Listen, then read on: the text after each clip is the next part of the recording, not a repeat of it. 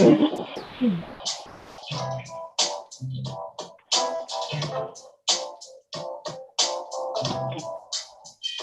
just sent me a message saying it's being live streamed. Okay, cool. I didn't get that before. Oh no. Yeah, I don't know what that happened before. Okay. Go away, thing.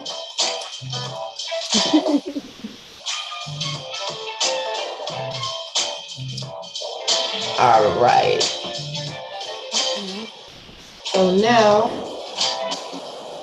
we have the chat. So what I'm gonna do, Niema, is I'm gonna send you this link now, so that way you'll have it. It's gonna go already load up on you. That way you'll have it for your personal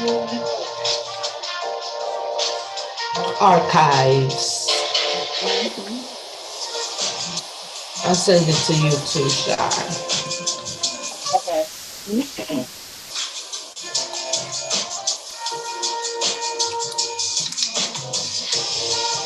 Okie dokie.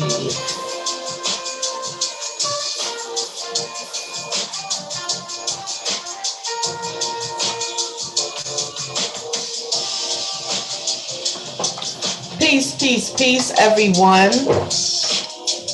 Welcome to the House of Tonya 23. Tonight we have a special guest from the Queen. That is a queen, not actually a guest, but to the world. We have Queen Niema tonight, and we are going to chop it up and talk and have a series of questions that I'm going to ask about perspectives on current events of sorts.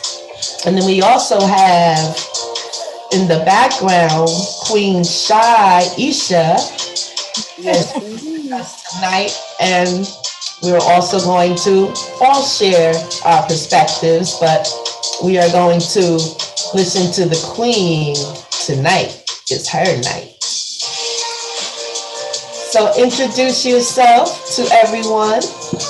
Well, peace to all who's listening, and I hope our conversation will, enlighten someone, give someone another train of thought, or at least not be a waste of their time in this conversation.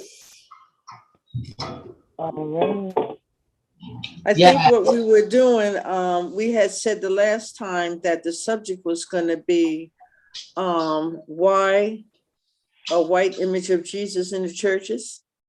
Yes, absolutely. And what a perfect timing to have this discussion. Yes. Yes, indeed.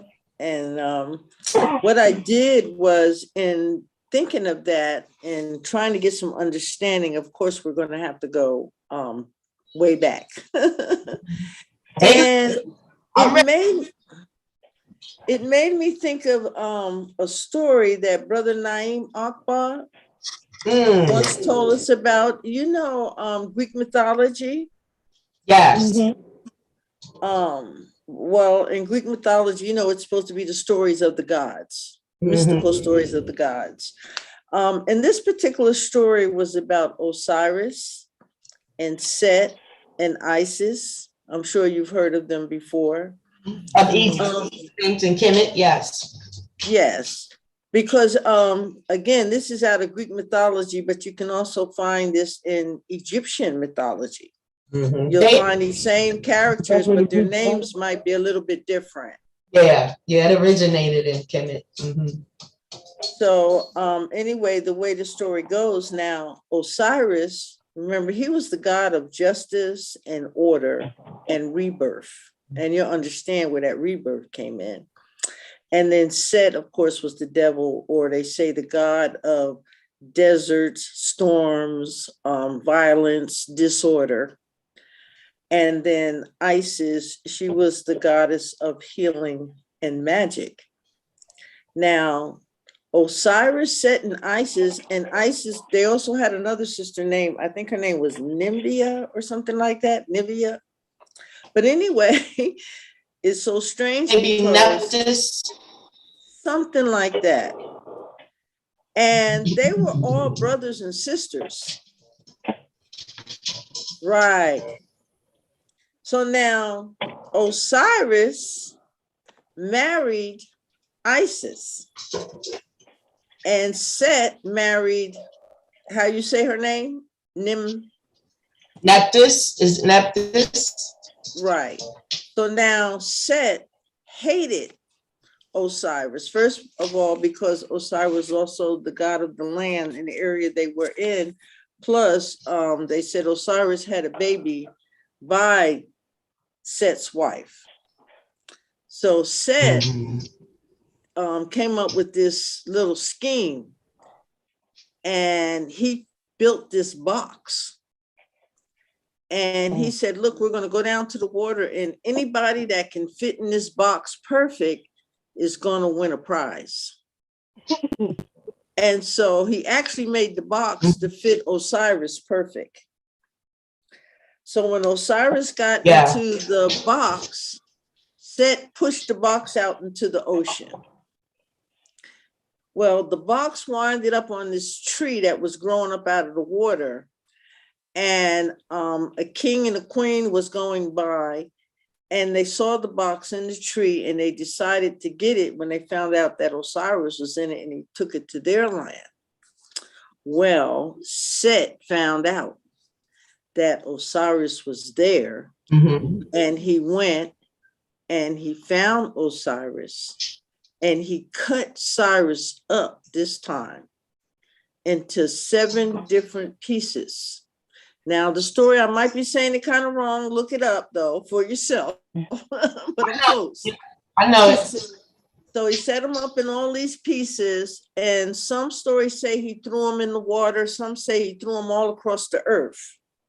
But Isis went with the help of Set's wife and went and found all the pieces of Osiris, and they put him back together except for his head. They couldn't find the head. So a new head was somewhat developed. Now, Brother Naeem, what he did was he related this story to us as Black people. You know, we were those Black people that was thrown in the box. They called that ship. Called several different names. One of them was Jesus. And we were brought to a land that was not our own, you know. And then what they did was they stripped us by separating us from, you know, the knowledge of ourselves, which was, in reality, they took away our head, because they took away everything we knew from our homeland when they brought us here as slaves. You know, so he was showing the relationship between these two stories, and how this was destined, you know, something that was already written that was going to happen to us.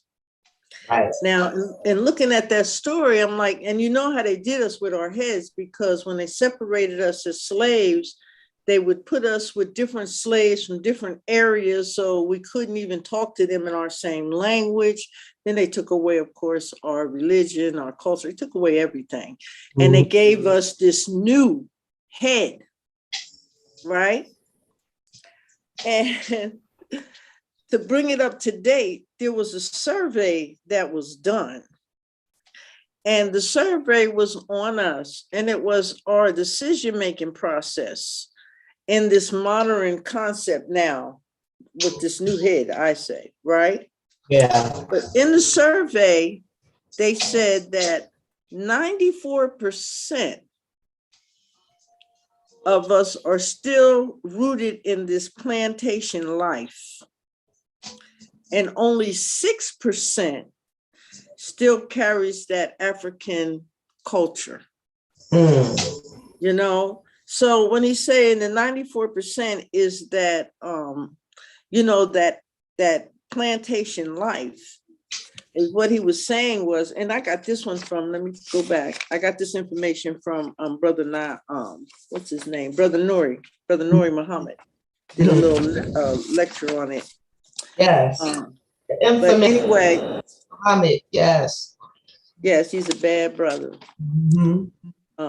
Very just highly intelligent brother. But anyway, he was saying that what happened was because of the 400 years of slavery, it changed our DNA, of who we were. And it took away that divine DNA that we once possessed in our own natural resources from where we were. Right. And then, so he tried to show what they were talking about with the 97%. He said, at one time in Africa, we didn't eat swine. And now, pork is one of our main dishes.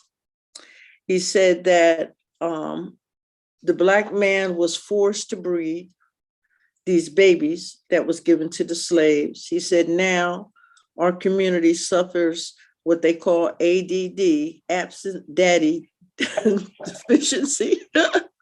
Great promiscuousness. Yes, indeed. And then he said, that,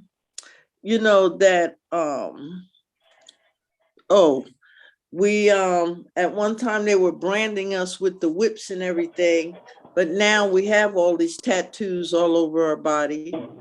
At one time, they would kill us because of the color of our skin. Now we're killing each other because of the colors that we wear. It was illegal for us to walk on the sidewalk. Now we prefer to be in the street.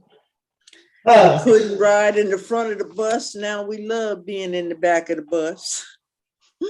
He said we're suffering from what he calls slave psychosis, traumatic slave syndrome, and Willie Lynch computer chip launched in our brain. Wow. Indeed. So with all of this, it gives you an understanding of why those white Jesus are in the churches. You know what I'm saying? Because of the mentality of those that are in these churches right now, and especially those that are controlled by those other than us. Yeah. Yeah. That's true, because that's true, like when it comes to relationships between men and women, and that's a big thing, because like now it's been literally bred into them, and that they think they have to be with everything they see walking out here. They have no sense of loyalty, no sense of family, because it's literally been bred out of us. That's a thing that's a remnant of leftover from slavery. You being bred like a horse. You think a horse is worried about being married and loyal to its mate? No. You can be bred like a horse, and now you out here acting like an ass. That's what happened. Right. And I think one of the worst things they did to us was they gave us this welfare, which really, and that was one of the things the most honorable Elijah Muhammad told these brothers: if you're in a house with a woman, that woman should not be on welfare, period. Because that is taking away your sense of responsibility as a man, And this is where you feel your godliness is when you're in control and have your responsibilities met with your family, And it was just another one of them tools that was used that we thought, oh, this is good. We can have these babies and get this little welfare check. Not if there's a man in your house taking care of you. It doesn't work like that. And to change it around we've been seeing a little bit of change in a lot of brothers, that has stepped up, taking on their responsibility and taking on some other, because we got like the 100 Black men that goes and, get these little brothers that don't have a dad and be trying to be mentors for them. So we do have some stepping up. But my thing is, and it's been a pet peeve of me, and I've told it to many people, is walking in the church knowing that the majority of the members are seniors or women that got these babies. And then with these babies, they got them looking up at this picture of a white man that they're calling Jesus. And then this is somebody that they worship, you know, because they're constantly having the word Jesus coming out of their mouth around these children. And now these children, when you say Jesus to them, they're thinking about this white man that they saw in the church.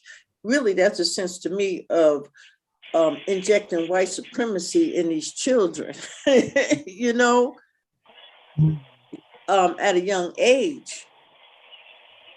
Because you're saying this man is superior to us and he's not of us. And how they can do that, you got a preacher that's preaching out of the Bible all the time.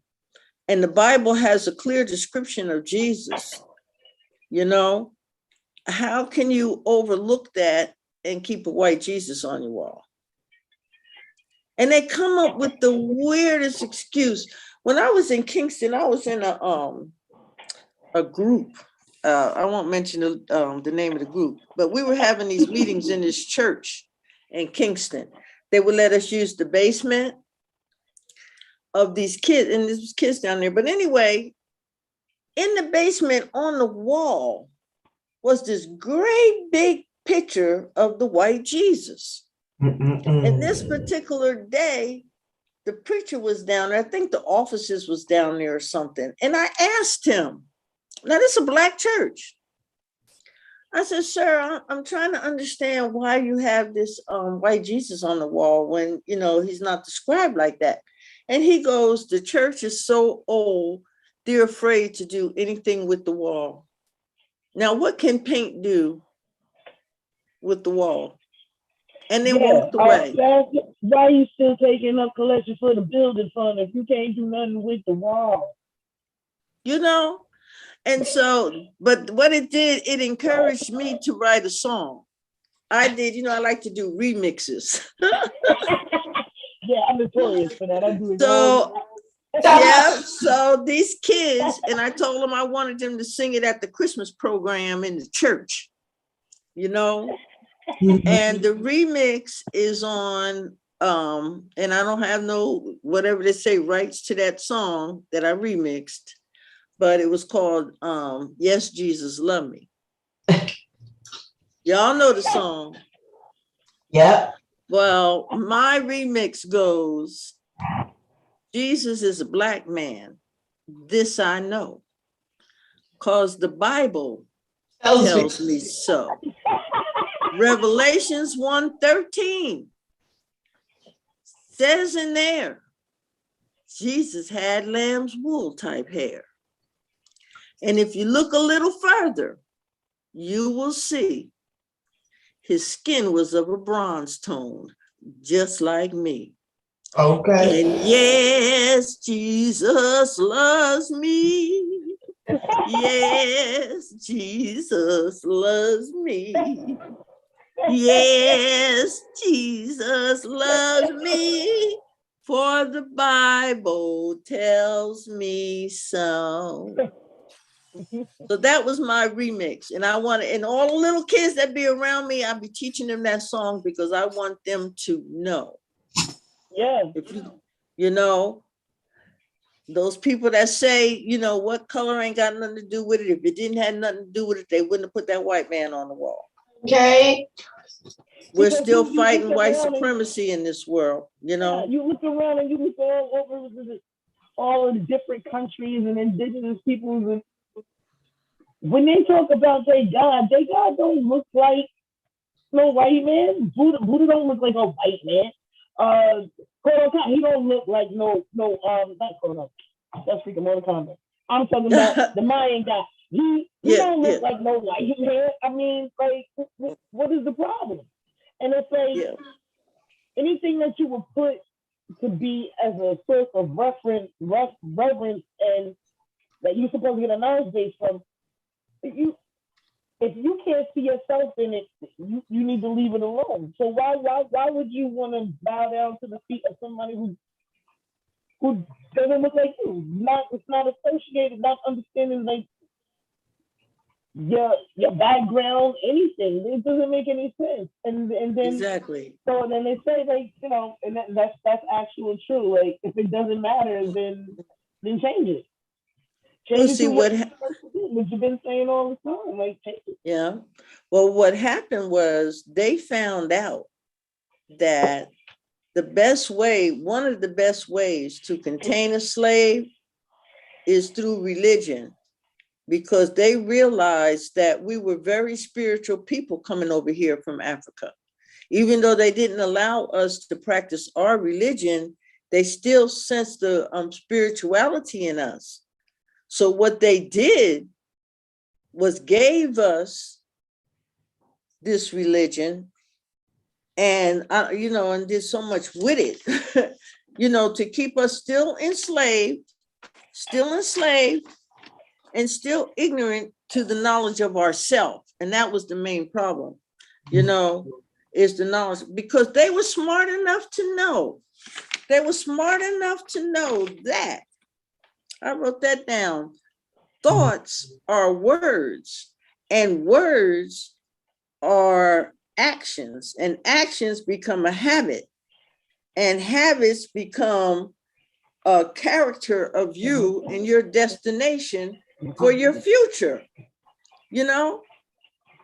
So when you put them thoughts in your mind and you don't have but what they gave you to think about, then they already put you in a way that's going to lead you into white supremacy and not knowing who you are, And remember that famous saying that it is the diameter of your thinking that determines the characteristics of your activity, Exactly. So, or even the circumstances of your activity, I should say, So it's really, I think even one of the reasons why a lot of people, I know for a fact, it's a reason why a lot of people, Black people, have been always pushed away from those that would really give us the thoughts that we need to profit and benefit in life, knowing who we really are. I'm speaking of people like the Honorable Elijah Muhammad, Marcus Garvey, Noble Drew Ali, even Angela Davis, Huey Newton,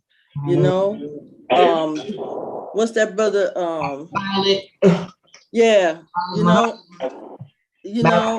Dr. Khaled for sure, Malcolm for sure. Yeah. Yes, indeed. Yeah.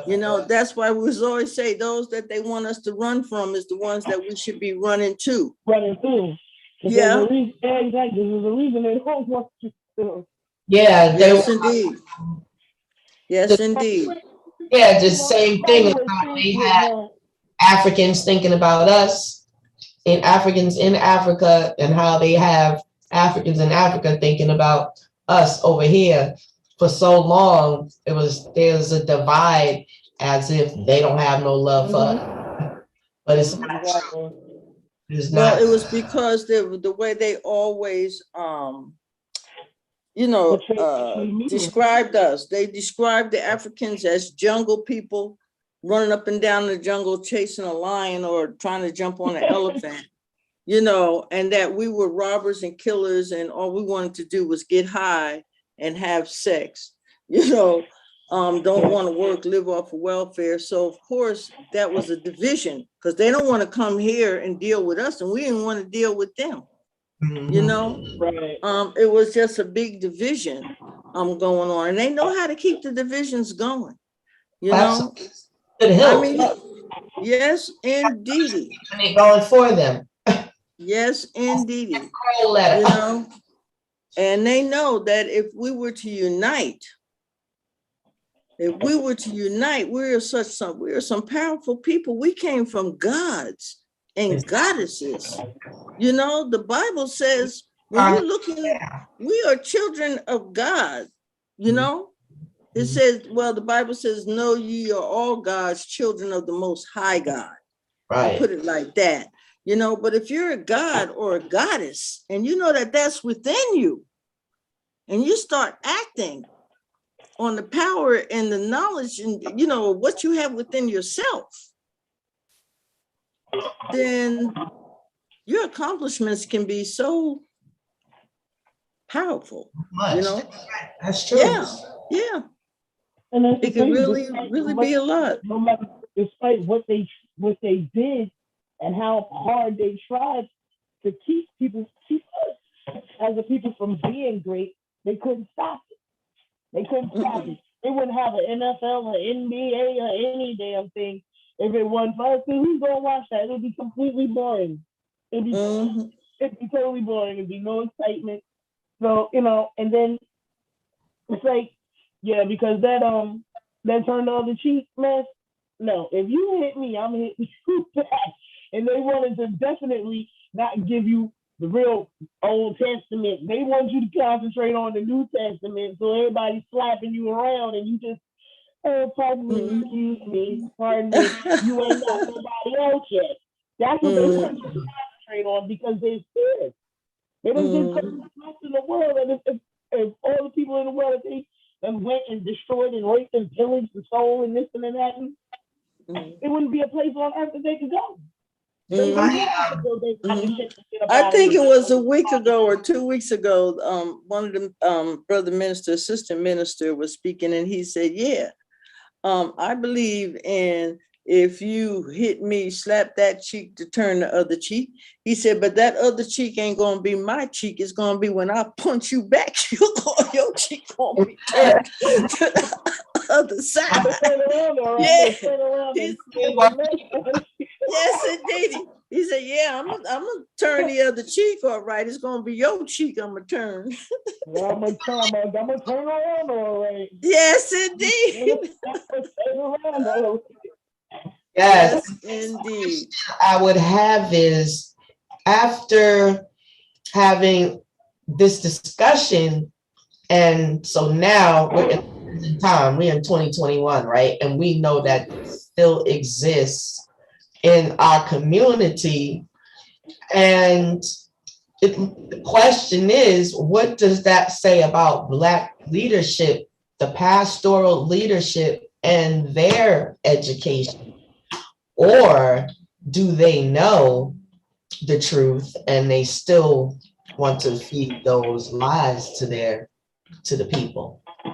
Well, you know, if you look at a lot of these churches and stuff, they done came up with this where you go to college and you're learning theology, and then now you're tapping your hands into government money for grants and stuff in your church.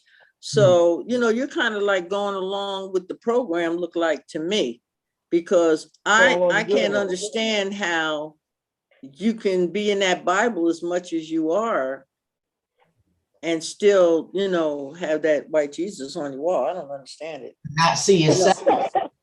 So, you know, but you know, it's the same thing. And to jump into how so deceitful we can be when they deceive us like that, you know, because that's just totally deceit. You know, to have especially our seniors, they really think Jesus is white. I actually told a brother and told him the story about Jesus, showed it in the Bible where he was Black. I went back to his house a week later and that picture was still up on his wall. You know, now you know that is something. Actually, that has happened a few times. Recently, in the past couple of years or so, asked a young Black man, his grandmother is like avid in the church, and I asked him what color was Jesus, and he said white. And I asked him why did he say that, and he said that's the color of the picture in the church. And 18 years old, and yeah, this was just a couple of years ago. He literally said white. I was like, whoa. I was like, well, how do you feel about worshiping a God that's white? And it didn't seem to make a difference to him. So yeah, because Listen, teaching on them because it was one of my children's friends. So yeah, I had to change that mindset. well, think about it. You If know, you born in this country, showing them everything you receipts see now. since the time you was born is I telling think you. he even went back and said something to his grandmother about it or whatever. So it might have spread through the whole family. Yeah, it's really something. It's just, it's amazing to me. What bothers me about that is the fact that, belief, belief, okay. But even a child grows out of Santa Claus. Why are you still, even a child gives up on Santa Claus when they come to a reasoning in a rationalized mind. So grow up and become old people expecting some fat white dude to come down the chimney and bring them gifts. No, they take their butt to Walmart or wherever and buy stuff for their family. So even a child will grow up and grow out of fairy tales. When are people going to start waking the hell up? Well, you know what? Yeah, here go something else. Thinking about not only the fact that you still have these white images of Jesus in the church. Think about the celebration of Christmas. That too. And the reality of, the whole story behind Christmas and how that is also written in the Bible.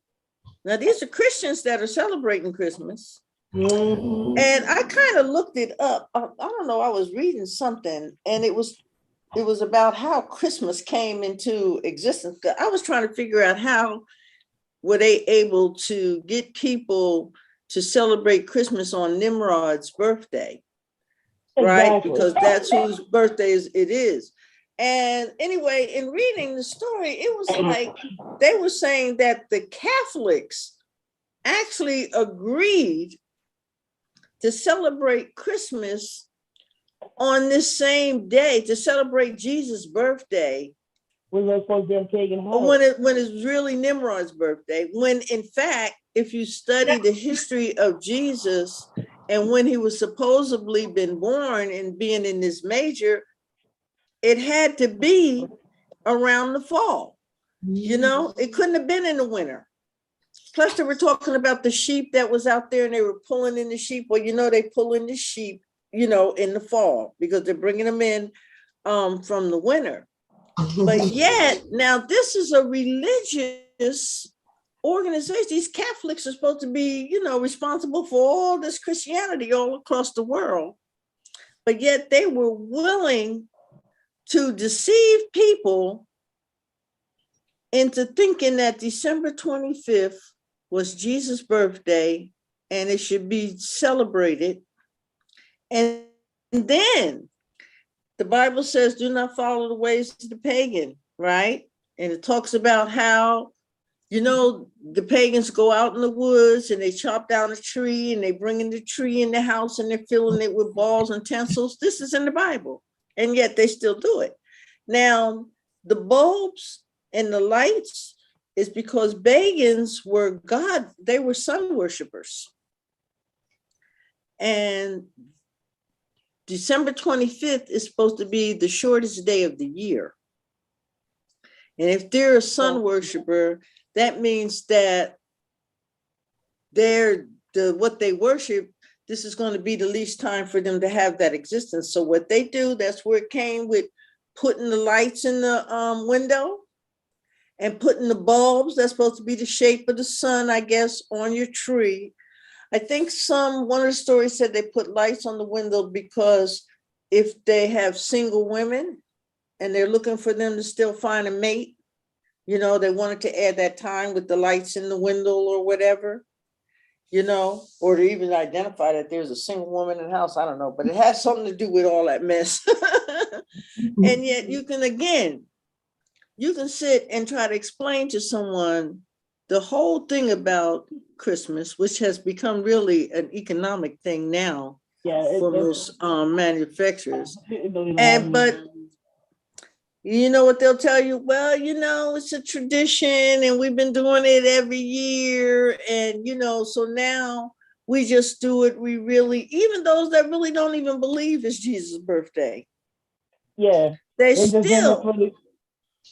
They might as well just do it. I'm a pagan. I just want to. I want my tree. I want my lights. I want my gifts. I ain't going. It's not like I'm going to church on Christmas. So then you ain't really celebrating Christmas. You gotta do some lights and some decorations and some presents. Just be like, I'm a pagan. Don't even say that. Just yeah, there don't you even go. go with that because that's basically what you're doing anyway. And you don't completely remove the religion Behind Catholicism. right now anyway. And then you ask these kids, what is Christmas? What is that holiday about? Very Like that's rarely what we will do you get Christmas. the fact that it's supposed to be Jesus' birthday. Yeah, but the black church took it to another level because they don't even do it like that. They know the reasons why, because they're reading the Bible themselves. They actually like study it. And so when they go through their little Catholicism seminary and all of that, they're being taught that. But Black people took it to another level. It's just crazy. We take everything to another level. Mhm. Well, that was the same thing you think about in slavery. I think about them Black women taking them pigs intestines in their feet and their ears and making them some hog maws and some chitlins and having that, slave master started looking at that food like, well, shoot, that pork looked pretty good. No, but some people like embrace the oppression, and I think that's what it is, because a lot of times they actually, when they find out all of the lies and stuff that they've been taught, they still don't want to put it down. And so now that becomes a mental illness that you know, Yeah. it's very, Yeah. it's really not holding us back, because it's not it's not changing. It's not. Yeah, you know, just like the brother said, you know, we got that plantation psychosis. Yeah. That, you know, that traumatic slave syndrome. Yeah. You know, And that's what the brother has said, and I see it all the time. And you know, even with our young men now, if those young brothers that are out here killing each other, you know, really understand the godliness in them and their real enemy, you know, and it's just a lot of the killing right now is being attributed to all this drill music, this music, this killing. All they talk about is killing, sex, selling drugs, taking drugs. And it's really crazy, but it's not affecting their community like it's affecting ours. They're embracing it. You see all these rap commercials, and every time you turn around, the jingles is all the rap songs, and they're really incorporating it and, you know, monetizing it, getting paid off of it. But in our community, it's actually affecting in a negative way. You know what I mean? It's, well, you know, I think that really our community, one of the main problems and why you see so much crime and negativity is because of the economics. You know, that was one of the things they never did want to teach us anyway, was economics. Because even if they gave a Black man a couple of extra dollars, they knew he was going to lose it within a day or two anyway and not make no positive investment with it. But anyway, when you get in the hood, one thing we're going to do in the hood is we're going to survive. You know, you don't want to give us a job, we're going to figure out a way to get us our hands on some money. And a lot of us don't want to be no thieves or no thugs going out here robbing people. So then it's easy to go and get some drugs, you know, and try to sell some drugs. And then now you in the white man's pocket, he gonna come to you and say, oh, look, Charlie, Jimmy is making more money on his corner than you making on your corner, you know? So I think Jimmy got the better corner. The next thing you know, Charlie is over there fighting with Jimmy now, because now he done got used to having a little money, and he don't let this man put a buzz in his ear. Now he want to kill Jimmy in order to get his little spot, you know? So, I mean, it's not just the drugs. I'm just was using that as one example. Constantly, Wizard of Oz is behind every darn thing. They're behind the religion. They're behind all this craziness of what the youth is going through.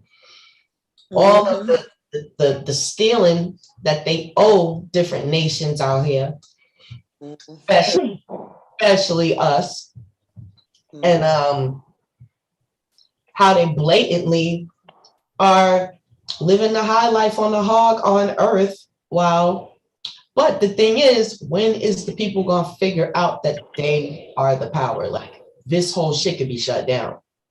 All of it. Let me tell you what's real funny though. Real quick. When you think about all these school shootings, listen, they don't care. They don't even care about their own. They care about money and power and the ability to control.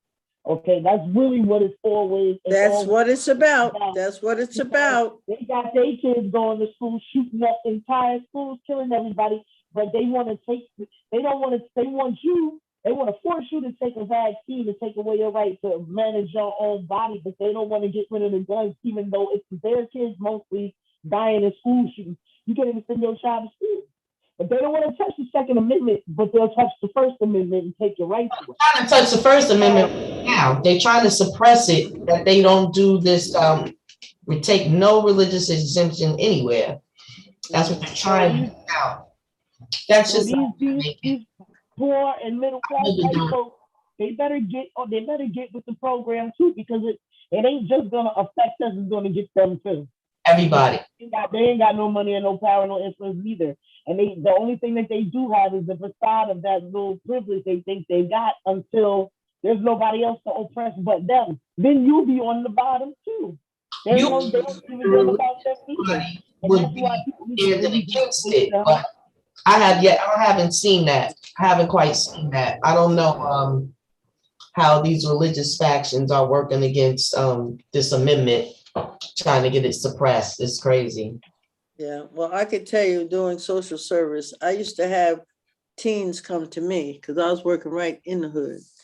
And I had teens come to me, graduated from high school, and they were like, Miss Niema, if we had a job, we wouldn't be out here like this. You know, there wouldn't be no reason for us to be out here like this. So I had one day the police came to raid on the kids.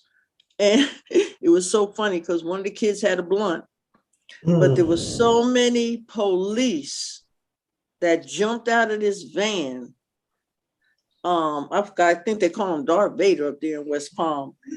And there was so many out there on them kids until they were stepping on the weed that the kids had, so they couldn't even see that. But I went to the brother, one of the brothers there, and I'm like, you know what? I see you come down here and mess with these kids all the time, but I don't see nobody coming down here and saying to these kids, look, brother, how can I help you get off this corner? How can I help you either get training to get you a decent job or get you a job? That's not their that's not their, you know, not their I job. said, you want to help them, if you're not helping them, locking them up. You know, serve the public, but that ain't part of the job. They ain't doing no. Well, you see what they did over the last 20, 30 years, how they inflated the police departments, how they inflated their budgets and whatnot. They got them running around here acting like they're a little shadow military group, and they done took away a lot of the resources from mental health places, all the facilities for people with mental health issues and all that crap. So there's no hospital or no place for them to be. So they out here in the world like everybody else. And then when they going through episode or whatever, then they show up and all they don't got no medication, no therapy. All they got is guns. Why are you calling somebody with a gun to help somebody who's having a mental problem? That's not who you call. That's been happening for years. On the street. Do you know that, just what you're saying is why you see so many people, and they want to call them crazy and stuff, but you see so many people with mental illnesses walking the street. Because what happened is, even if they take that person and lock them up, they can only keep them for 72 hours. You know, they have, They just think- like you said, yeah. unless you're totally criminally insane, Right. there's nowhere for a mental person to be but in the street. I mean, and I remember because they used to have like all the little places. It'd be Well, they out do places have stuff. some They could places. I walk, shouldn't go say there in the and stuff. street. They do have some places. They have some places, but Filled. and it's so crazy because like from like the early 80s on, all of those mental institutions and places like that, they started closing all of them down and just building more prisons. So they don't care if you're crazy. It's all for show when they want to take you to court and find out if you mentally stable enough to go on trial. That's all fake. They don't care if you're mentally stable enough to go on trial because they're gonna put you away anyway. Yeah, it's really it's a mess. Yeah. Getting crazy out there. I pretty much Yes, it is. gotta step out sometimes. As soon as I get where I'm going, I can identify all kinds of mental illness. Mhm.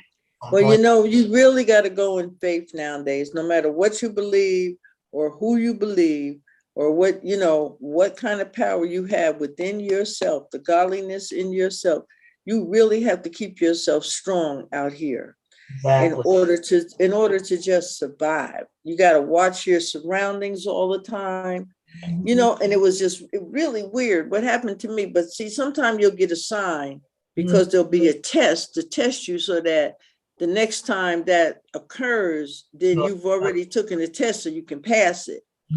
I was coming from the grocery store and I'm walking with my basket and this guy walks behind me and he goes, "Oh, miss, you know, I really likes the way you walk." Wow. I'm like, the way I walk. So now he's striking up a conversation. He's like, and I'm such an honest person, just honest words just come out of my mouth. Yeah. You know, when I'm talking, and he's like, well, are you married? And I said, no.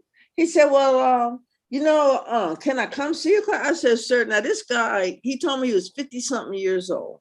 I said, brother, I am 73 years old. He said, oh, well, my last girlfriend was 72. I said, well, she must have died. Now you need somebody else to take care of you. Because, but the point was, I should have nipped him at the bud right away. You know what I'm saying? Because he walked me almost to my car. He could have robbed me. You know what I'm saying? I could have just said, yeah, I'm married. My husband is getting ready to come out that store right now, you know, and go on about your business. Right. But I didn't, being honest, he's talking. And then I make it to my car. When I get in my car, I said, you know what, this nigga could have, oh, excuse me, we're on YouTube. I'm like, but he could have robbed me, you know? YouTube. Yeah. So, but what it did was it showed me somebody approached you, girl, you nipped that conversation in the bud right away, you know? Exactly. Don't get hung up in a compliment, you know, because you walk good or look good or whatever. Yeah, definitely. Women got to be real careful. Yes. Yeah, and all these girls with these little Instagram girls and all this other stuff. And then I seen a video. Of a girl who let this guy fly her out to hang out, I guess, for the weekend, hotel, this and that. So when she gets there, the dude is like, you don't look like how your pictures look on Instagram. So he like, nah, you gotta go home. But I'm like, you upset about that, but this is somebody that you met online through Instagram. You don't know this person, and you really got on a plane and went all the way from somewhere else, from where you at, and flew all the way over there. And I'm like, man, that suitcase you dragging, girl, you lucky. He's sending you lucky he's sending you home and not stuffing your ass in that bag and rolling you out that hotel after you. Yes, indeed. They doing. Yes, indeed. He's doing all of this shit just to get some money. I'm like, damn, don't do that. Please don't do that. That's happening a lot lately. That's crazy, and they really do that stuff. They get online and they meet these dudes and they really go meet up with them. I'm like, I don't know nothing about this guy. He could be waiting just waiting to stuff you in a duffel bag and drag you out the hotel. You dead now. I don't know that. That's crazy. Yeah, Yeah. Or still, for somebody like that, I'm broke too, but I don't want money that bad. I don't need it like that. I'm still trying to work with some young ladies, man, because even when I had my time in the church, it was so hard to get them organized to do anything that is going to help them right now, like etiquette, like how to be a young lady. Like, I have my little masculine, I like my little t-shirts and things like that, but not on the outside. I'm talking about on the inside. Like, there's single women out there raising young men. You can be feminine. Sometimes you got to teach your boys how to be physical as well. So, but the young ladies need to be taught like different little things, how to speak to older men and stuff like that. No older man ain't got no business talking to you. How Like, to shut them down and not feel Yeah, like yeah. I mean, and like common sense will tell you, well, to me, my common sense will tell me if I'm 73 years old and a 53-year-old kid is trying to hit on me or 50, whatever he was, then that tell me he's looking for somebody to take care of him. You know what I'm saying? Because usually a man should be looking for somebody that they can take care of themselves. You know what I mean? take care of You us. know, I Exactly. pray to never be that desperate. Women, they not taking care of themselves, their And whole. I always, when I'm talking to these young ladies, that's what I tell them. You know what? You make a mistake to me when you get a man that's doing less for you than what you're doing for yourself. First of all, it'll be hard to see the godliness in that man if you already are over his level in independence in what you're doing for yourself. So, and that's what I try to tell Tia. I said, no, you should never be in the point where a man's got to move into your place. Me that. Well, I tell her that. I said, you want a man that's doing more for you. I'm okay. Than what you can do for yourself. That's how it goes. Even though you can, once you get together, of course. But what I'm saying is when you're out there looking for one, you want to know that this one, because how he takes care of himself is going to be how he takes care of you. Exactly. And if he's not really taking care of himself, then I don't see how you can expect him to fully take care of you. That's right. And no, we're goddesses. We're supposed to be taken care of, girl. But you're building something else. Like if you have it like that, if you're being taken care of, that does not mean you sit on your duff and you sit on your behind and don't do nothing. I mean, your resources. Well, you know what? That's why back in the day, a lot of these Black women were hooking up with these white men when they were being so successful because they couldn't find nobody on their level, Right. Yeah. Those brothers was being held back, honey. Yeah, they still are in a way. Yeah. Oh, yeah. And that's a fact. You can get a job with the same level as your man and he get a job and they might pay you more money than they pay him because, again, now you're not going to look up to him to his full manhood, Now, who you think you're going to be looking up to? Just another form of white supremacy to me. I don't know. Well, but anyway, girlfriend, it's so beautiful talking to you guys, but I gotta I was supposed to call somebody at 9:00 and I forgot all about it. I'm still trying to get these daggone Medicare mess. That's another thing with this government. I worked all my life and I still got to pay for Medicare, and somebody that ain't never worked can get Medicare, Medicaid, and free everything else. That's right. It's don't make no sense. States are trying to change up. That's what that is. Like the rules is changing, not in the favor of the people. So no, this is a hot mess, honey. I've been trying for a week to find a decent HMO. It's just a hot mess. I know. It really, especially with the dental. And the thing is, once you get that age, that means that you have digital time here in America for the man working. That means you should have the best of benefits should be at the end of the road. I mean, come on now. That we're supposed to be one of the richest countries, but yet you can go to Canada and get free medical. Exactly. Yeah. People are bolting to Canada too. Yeah. They said the only main problem is, cosmetic surgery might have a long wait list. But the thing is that it's just our medical thing is so messed up. You can, like I said, you see how they if I made less money, I can get Medicaid with my Medicare. That would be free everything. I can get Section 8. I can get food stamps. I can get a whole lot of stuff if I didn't make no money. Exactly. But because I worked all my life, I don't qualify for shit. That's true. Which is crazy because all the money that you done, all that time you was working, you was paying into the system. So when it got to this point, you don't have to, you can get your shit and you don't got to worry about none of that. Yeah, well, they lied. Of course I still got to pay Medicaid. People that's in their 70s going back to work at Walmart and that. I be walking through Walmart and they the main ones be hiring the older people. I be like, man. I was like, man. I don't you see what they're getting in their checks, honey, and what they're going through. You would really understand. I'm sure. You would really understand. But look, set up another meeting for us. I love these.